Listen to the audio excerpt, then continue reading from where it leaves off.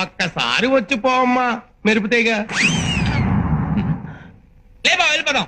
తప్పురా. తప్పేంటండి? ఇందాక నేను చీర కనపడింది, ఇప్పుడు అసలు ఏమీ కనపడలా. ఏమి చూడకుండా పెళ్లి చేసుకుంటావా? పిల్లకి కొంచెం సిగ్గెక్కువ, తుర్రుమంటది. అందుకే మెరుపు తీగని పేరు పెట్టిన. మీరు ఏ పేరు పెట్టుకుంటే మాకెందుకండి? పెళ్లి చూపులు అన్న తర్వాత ఆ పిల్ల ఎదురుగా కూర్చొని నేను కూర్చొని లుక్సు మాత్రం మాట్లాడుకోవాలి కదా. అసలు మేము పెళ్లి చూపులకు వచ్చావా, మొదమెట్ల పరుగు పందెం చుట్టానికి వచ్చావా? బ్రహ్మం అరవకు. ఒక్కసారి అమ్మాయిని నిదానంగా రమ్మనండి. దాన్నేం భాగ్యం. అట్టాగే.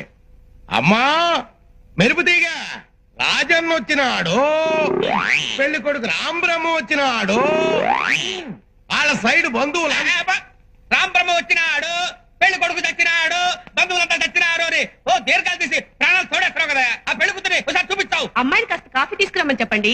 అట్టాగా. అట్టాగే. కాఫీ తీసుకురా అమ్మా మెరుపు తీగ. కాఫీ నాకు అలవాట్లేదమ్మా. కాఫీ